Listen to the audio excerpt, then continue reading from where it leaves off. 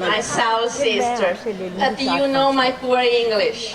And you know how it's difficult now for me to speak to so many people in English. But I will try to do my best, and I apologize for my mistakes. No, we made so many. Your English is very good. Your English is very good. You spoke very well whatever you spoke. Thank you. Don't worry. Thank you so much. May I have the support of that, Swati? May I have the support of this? Yes, please. So, Subhash, podium aage lo. We want, and really want, a school created for children and not children managed for school everywhere in the world. This is our dream. And I think and I believe that we have to plan together. We have to plan together a system able to help and support children to obtain their best development, not only in learning, but in all their quality and talents. Look at this. They are Piaget and Vygotsky. They have been the first two scientists who recognized the brain development as the results of the synergy between phylogenetical variables and individual experiences, and learning and environment, nature and culture. But until now, what we have to know is the scientific research well explained in last years the complexity of the development and learning. The main conceptual aspects are summarized in the slide. Learning is a complex flow of functions that depends from both social, individual interactions. Moreover, this doesn't affect only the cognitive aspects, but also emotion and the warm feeling of the mind, Now, I will try to explain better this complexity. First, I will try to better explain the importance of the very first years of age, years in which school is fundamental, and why. The first life of years are the most important for neuroplasticity, and if we want to understand really what this means, we have to measure the possible effect of teaching on the brain's development. And for example, we have to calculate milliseconds, for seconds, for minutes, for hours, for days, for weeks, for months, for years that a child stays at school. We will find a number that tends to infinity. This number measures how much a teacher can interfere on the development of the human cognitum of our children everywhere in the world. Now, I will try to better explain what is the cognitive flow and why it is socially constructive and emotionally warm. We have to remember that there are three main directions in learning. The first one is the direction that you are using now, listening to me. This direction is from outside to inside. This is the direction that your children use when you are teaching, from outside to inside. The second direction is the most important for the brain, because it's the direction from inside to inside. Now you are using, thinking what I'm explaining. And this direction is very active, and is active the transformation that we do all the information received into our conceptual structures, ready to be communicated. Now that you are thinking, you are from inside to inside. The last direction is that I'm using now, from inside to outside. That is the direction that you use when you teach.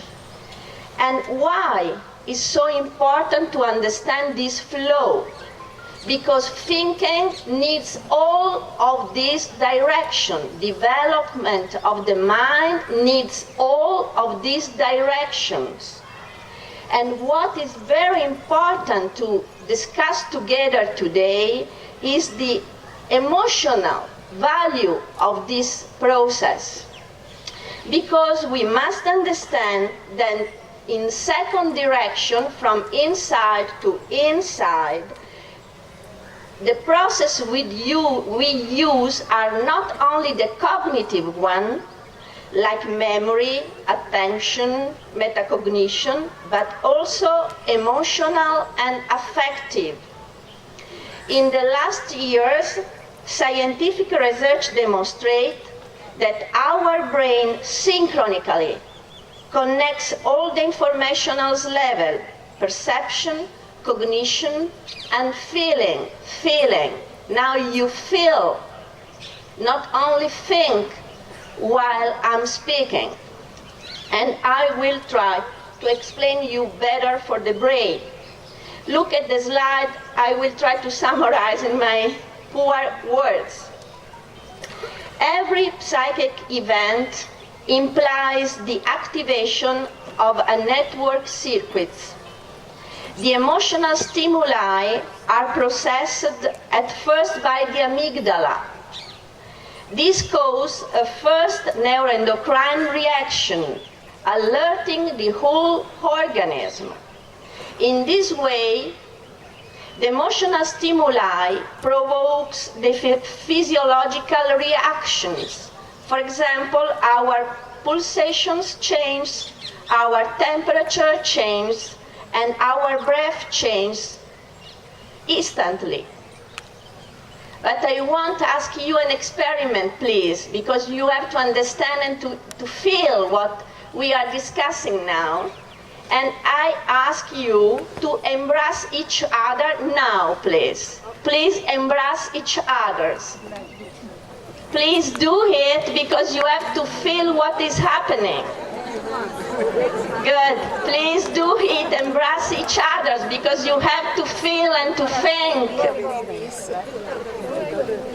Good. Your amygdala is producing oxytocin now, in this moment. And this changes your mood and your behavior. You look more relaxed and more beautiful, because immediately the emotion gives an information that is going everywhere in our whole system. Good. But I have to explain better what is happening at school, and which is the relationship between emotion and memory, especially when you teach something that it could be difficult. And I give an example with calculation, because yesterday, going into your school, I understood that you use very good strategies for mental calculation for your children. When we teach the strategy, the child does not only memorize the strategy, but also the emotion that they feel in that experience, specific experience. The child, if feel fear or anxiety, every time reminds the calculation, he also reminds anxiety or fear. Not only the strategy you teach, but even the emotion he feels, the memory remain both in the same moment. Look at there. Look at the effect of our biological variable and the emotion.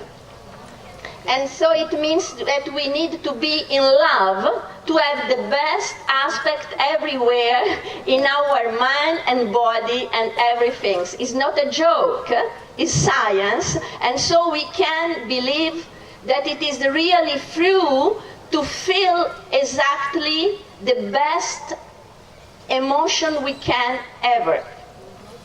Now, I have to explain something more difficult. To understand the power of emotion and to understand that it is not only a psychological effect, we have to use the result of the scientific research on neuroelectrical circuits of the brain. I explained, for example, to my students that the brain is a neurochemical reboiler that produces hertz, energy. These waves are immediately transmitted through the nervous tissue to the whole body, determining behavior. Please give a look to the wave in the slide. Image the spark representing joy as a wave of very high intensity but very short in time. If I'm able, the highest wave, that means that the joy has a very high intensity, able to go deeply into our memories, but very short time in our brain it remains. Instead, if we think, for example, anxiety, we have to have a look to the other wave that has a low intensity but remain in our brain for a long, long time. Anxiety is like this.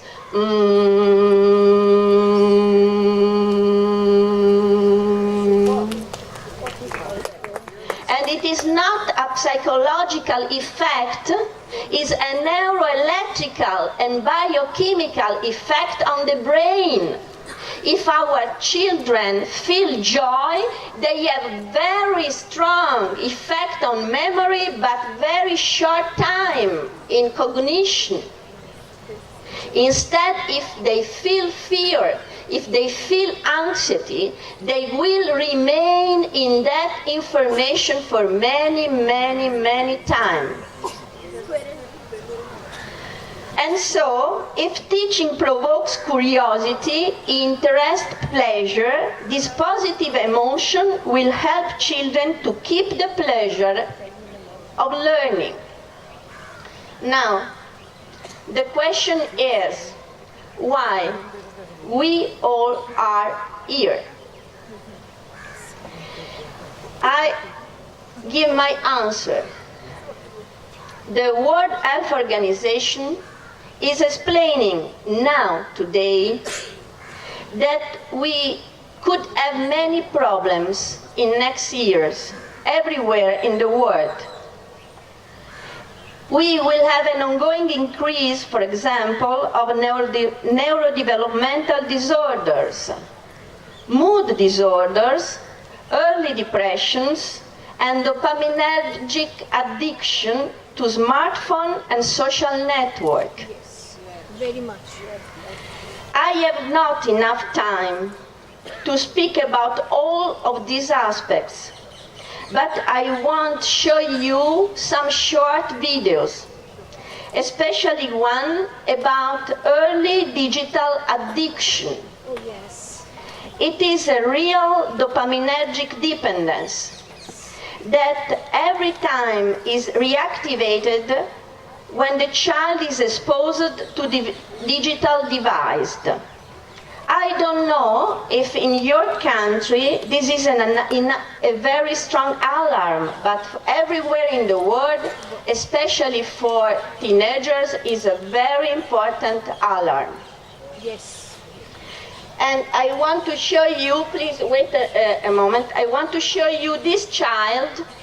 He is 6 months old and is not able to stand up or to express himself, but he has already developed digital skills and above all, a serious dopaminergic dependence. Okay, the mom is using the telephone as a toy. Is able to toy, but when she is taking over, we obtain this reaction.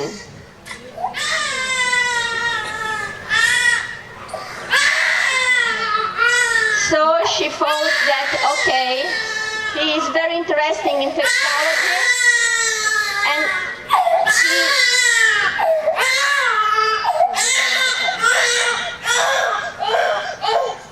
immediately, like a very important connection with it.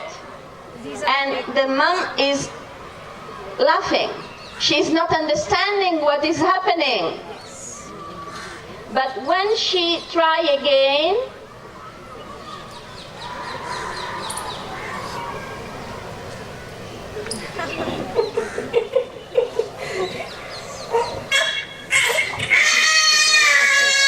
okay, no other toys are able to be so important for children of this age. Nothing else. And so, please keep in mind, everywhere in the world, technology has to be an instrument, not the purpose. Now I show you the second video when you can see how is the normal development of play with the telephone. She's a child of 1 year old, and you can understand a lot only looking at that. I show you.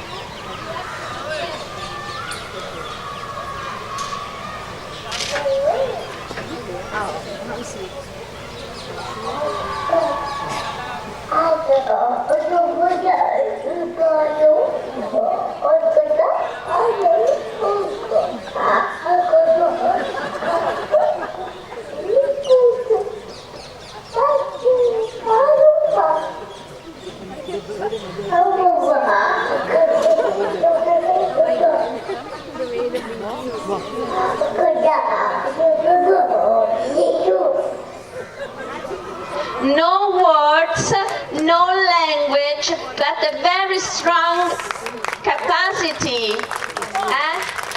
Millions of years of the development of our humanity give us this possibility, this quality. And this is a quality that we name symbolic play. That means to understand the mind of other people and to use the symbolic system to interpret it. Is the flow that I described before.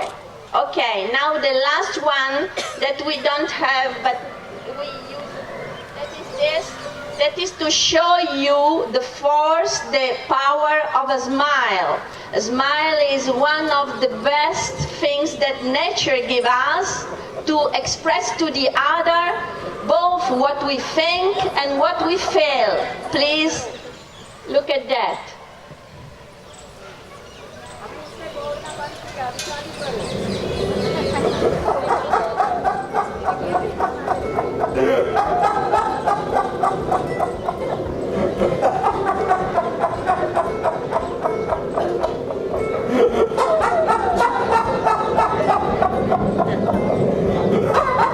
My rule today is only to give you the sign that who is studying the brain believe in you and ask you, please use your eyes, use your hands, use your smile to give the feeling that into the memory, give something that is okay. It's good for you to do this and to do in the best way you can. I'm here to help you and not to judge you. This is my dream, and I think that is the dream that we can have all together, and I'm sure you will join us to do it better and bigger everywhere in the world. Thank you very much for your tolerance.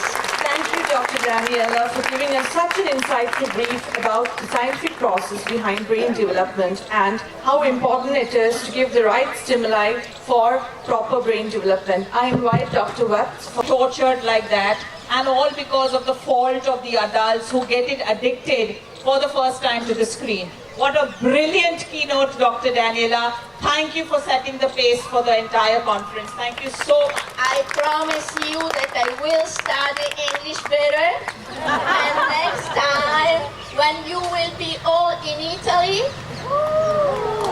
it's your turn to speak Italian. Okay. Please, to do like this. Tell to the amygdala to produce oxytocin. Is something that is inscribed in our structure. It's much more than what we think about that. It's a rule of the biological rules given to each in humanity. Please come back to use what in our development is the real strong force we have. Thank you so much. And as Dr. Daniela said, when you next speak in Italy, learn Italian because she's done that for English. Dr. Daniela, we need you here. We need you here.